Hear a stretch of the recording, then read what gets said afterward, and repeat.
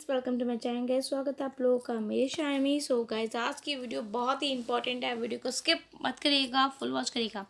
सबसे पहले तो हम बात करेंगे माइक्रोटेक डेवलपर के बारे में। जैसे कि आप देख रहे हो उसके अंदर कल के दिन मतलब मोटा मोटा देखा जाए तो 2% की गिरावट थी। कैसे कि एक्चुअल में क्या है, real estate firm Macrotech developers limited ने Siddhi Vinayak reality private limited की 50% की हिस्सेदारी खरीदने के लिए उसके साथ एक शेयर परचेज एग्रीमेंट किया है। कंपनी ने शेयर बाजारों को भेजी एक सूचना में यह जानकारी दी है एंड यह पूरी डील करीब देखा जाता है 250 करोड़ रुपए की हो सकती है। इसमें फंड का ट्रांसफर बैंकिंग चैनलों के जरिए किया जाएगा। गाइस बता दूं, मैक्रोटेक डेवलपर लिमिटेड को जो एक और नाम है वो भी आप जानते ही होंगे। गाइस देखिए, सिद्धि विनायक रियल्टी भी रियल एस्टेट के कारोबार में लगी हुई है और इसके पास मुंबई में कई ज़मीनों में भी इनका एक राइट है एंड इसमें शहर में एक SRA प्रोडक्ट्स के मुफ्त बिक्री वाले हिस्से को विकसित करने भी शामिल है। गाइस मैं आपको साथ साथ ये भी बताती चलती हूँ कि पूरा ट्रांजेक्शन एक 1 वीक के भीतर ही हो जाएगा यानी 31 मार्च 2023 तक। मतलब आप लगा लीजिए, सॉरी 31 मार्च 2024 तक सिद्धि विनायक रियलिटीज की कुल संपत्ति करीब 24 करोड़ रुपए की, मतलब 2023 मैंने आपको सही बताया, 31 मार्च 2023 कैलकुलेशन के अकॉर्डिंगली देखा जाए तो इस तक इसकी जो संपत्ति थी ना, मतलब जो एसेट्स थे सिद्धि विनायक रियलिटीज के करीब 84 करोड़ रुपए के थे एंड जबकि 3 फाइनेंशियल वर्षों में इसका कारोबार शून्य ही रहा है। देखिए तब भी बहुत बड़ा एक एसेट इतना काफ़ी ज़्यादा देखने को मिलता है। देखिए मैक्रोटेक ने हाल ही में capital group GQG, Nomura, Abu Dhabi investment authorities जैसे मौजूदा शेयरधारकों को क्वालिफाइड इंस्टीट्यूशनल प्लेसमेंट के जरिए शेयर आवंटित करके 3300 करोड़ रुपये जुटाए हैं and Invesco, Oppenheimer, BlackRock, Franklin Templeton और अन्य को भी इशू में शेयर आवंटित किए गए थे, मतलब अलॉटेड किए गए थे। गाइस देखिए, माइक्रोटेक के शेयर अगले 5 सालों में 3 गुना हो जाएंगे एंड 2029 तक उसने इस शेयर के 3000 रुपये इसका एक लेवल है, मतलब इसका अनुमान जताया जा रहा है।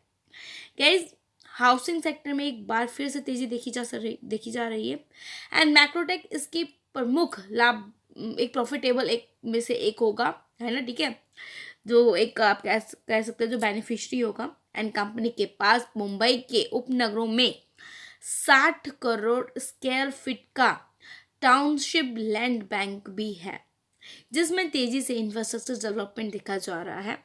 एंड इस बीच मैक्रोटेक, जैसे कि आपने देखा था कल के दिन, मतलब ये खबर जिस तरीके से आई है एंड साल भर में इसने इतना अच्छा तेजी नहीं दिखाया है। 12 महीनों में भी कम से कम इसने 160% का ही रिटर्न देखने को मिलता है, काफ़ी अच्छा है ये भी। एंड इस साल की शुरुआत से ही अब तक माइक्रोटेक में 7% तक की ही तेज़ी देखने को मिली है। पिछले 12 महीने की बात करेंगे तो जैसे मैंने बताया नियर अबाउट 160% का कहीं ना कहीं इसने एक मल्टीपैगर रिटर्न भी दिया है। तो 2029 तक भागने वाला है स्टॉक, तो थोड़ा सा पकड़ के रखिएगा ना। चलिए बात करते हैं अब नेक्स्ट कंपनी की, वो है हमारा कैनरा बैंक। कैनरा बैंक में कल के दिन अच्छी खासी तेजी देखने को मिली थी। गाइस अब देखिए, कैनरा बैंक अपनी जो सब्सिडरी कंपनी है ना, subsidiary company Canara Robeco asset management company का IPO लाना चाहती है, ठीक है, जिसकी वजह से ये बूम देखने को मिला है। इसके जरिए क्रैम, मैं बोल लेती हूँ उसको, क्रैम शॉर्ट नेम में अपनी 13% की हिस्सेदारी बिक्री करेगा। गाइस कैनरा बैंक ने शेयर बाजारों को एक फाइलिंग में कहा कि बैंक ने IPO के लिए प्रक्रिया शुरू करने की मंजूरी दे दी है एंड देखा जाता है कि IPO पर भारतीय रिजर्व बैंक और फाइनेंशियल मंत्रालय के तहत आने वाले फाइनेंशियल सेवा विभाग से मंजूरियाँ लेना, मतलब लिया जाना भी अभी बाकी है। कैनरा बैंक ने दिसंबर 2023 में IPO के माध्यम से अपनी म्यूचुअल फंड सहायक कंपनी जो उसकी CRAMC, जो कि कैनरा रेबेको एसेट मैनेजमेंट है, उसको लिस्ट करने की प्रक्रिया शुरू करने के लिए सैद्धांतिक मंजूरी दी थी। अगर Canara Robeco asset management company share बाजार में लिस्ट होती है तो गाइस ये 5th listed mutual fund house होगा। पहले से लिस्ट जो 4 mutual fund house HDFC asset management company है, UTI एसेट मैनेजमेंट कंपनी है, आदित्य बिरला सन लाइफ AMC है and Nippon life asset management company है। ठीक है, उसके बाद आप कह सकते हैं कि फिफ्थ ये आपका कैनरा बैंक देखने को मिल सकता है म्यूचुअल फंड के तौर पे। Canara Robeco mutual fund Bharat का दूसरा सबसे पुराना म्यूचुअल फंड है एंड ये दिसंबर 1987 मतलब 1987 से ही कैनरा बैंक म्यूचुअल फंड के रूप में काम कर रहा है। गाइस साल 2007 में कैनरा बैंक ने रोबेको के साथ साझेदारी के बाद इसका नाम बदल दिया एंड रोबेको ऑरिक्स कॉर्पोरेशन मतलब जापान का ही हिस्सा है। बाकी गाइस चीज़ें आई होप आपको समझ में आ रही होंगी, तो आप उसके अकॉर्डिंगली ही इन्वेस्ट करके चलिएगा ना। सो गाइस मिलेंगे नेक्स्ट वीडियो में। चैनल पर नए हैं ना, लाइक करना मत भूलिएगा।